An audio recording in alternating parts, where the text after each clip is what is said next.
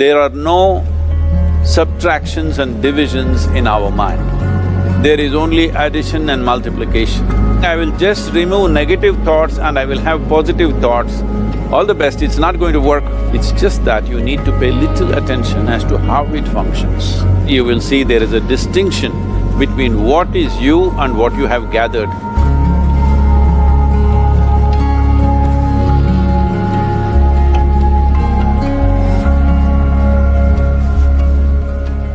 Well, see the way the question is asked and also the way normally it's addressed is, people think there is something called as negative thought and positive thought.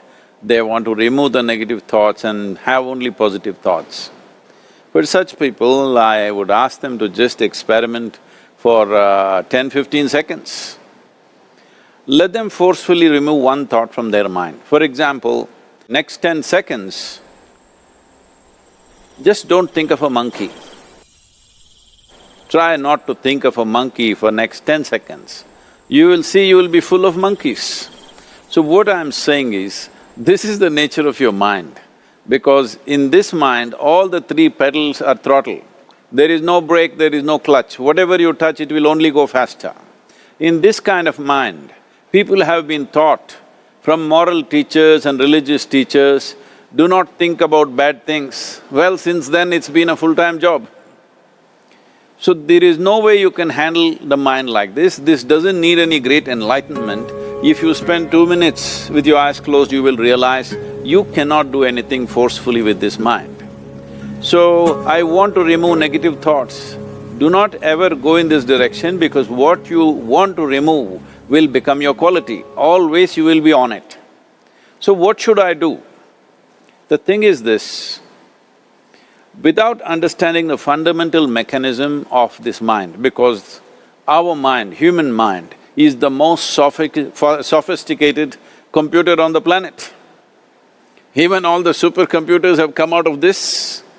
When this is the case, is it not important that we understand the mechanics of how it functions? One simplistic aspect of how it functions is, there are no subtractions and divisions in our mind. There is only addition and multiplication. If you try to do something with it, it will say one more. If you try hard, it will multiply into many more. In this mind, you don't try to identify what is positive, what is negative and try to remove it. First of all, one needs to understand, this mind of yours, this body of yours is supposed to serve you. The life that you are is important. Body and mind are vehicles that must serve us. If you sit in a vehicle, it must go where you want to go. If it goes to its own destination, what is the point of such a vehicle? It's just a nuisance. Right now, most human beings are unfortunately experiencing this fantastic possibility of human mind as a nuisance, as a troublesome thing. Well, this is the most beautiful thing you have. It's just that you need to pay little attention as to how it functions. One simple thing is this.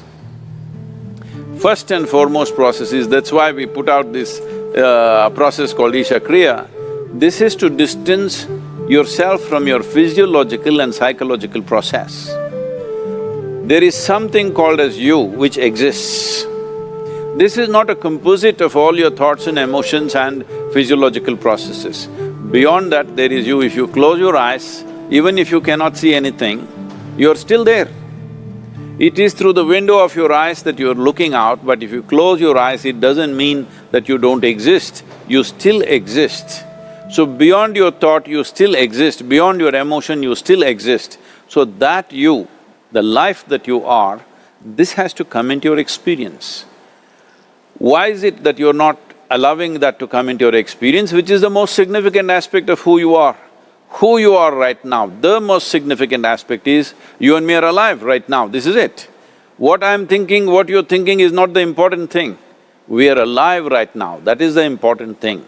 So, it is important that you focus on this fundamental sense of aliveness within you, and then you will see there is a natural distance between you and your thought process. Once there is a distance between your psychological process and your physiological process, this is the end of suffering. Because there are only two kinds of suffering that human beings go through, physical suffering and mental suffering. Once you create a little space between you and your mind, between you and your body, this is the end of suffering. This is something every human being has to experience and know, otherwise thinking I will just remove negative thoughts and I will have positive thoughts, all the best, it's not going to work 100%, it's not going to work because nobody can remove it, they can avoid it for some time. So when negative thoughts come, you say Ram Ram, Shiva Shiva, whatever you want, but this is just avoiding, it's not gone. The moment you stop that, it will pop back with great force, otherwise it'll come back in your dreams. So it's very important, first of all you need to understand your anger, your resentment, your fear, your anxieties, the negativity that you generate. Generally resentment, anger, it is always directed towards somebody. But we need to understand this is poisons that we are drinking and expecting somebody else to die. Fortunately, life doesn't work like that. If I drink poison, I die. If I drink poison, you don't die. So, we need to understand this. When I say poison, today you can have yourself chemically analyzed. Right now, what is your blood work, what it says? 5 minutes of intense anger, check your blood work and see, there will be lots of negative elements in it, literally you're poisoning yourself. So, do you want to poison yourself? Definitely not. Now the very question is coming from certain helplessness, what shall I do? Don't do anything, just sit back and just concern yourself with something which is a life process. Maybe your heartbeat, maybe your breath, maybe just the sensation of being alive. Depending upon how sensitive or how perceptive you are, accordingly, find something. It could be a sensation in the body, it could be breath, it could be heartbeat, it could be anything, something which indicates life to you. Just pay attention to that for some time. Slowly you will see there is a distinction between what is you and what you have gathered, which includes both your physiological and psychological possibility or mess, whatever you made out of it.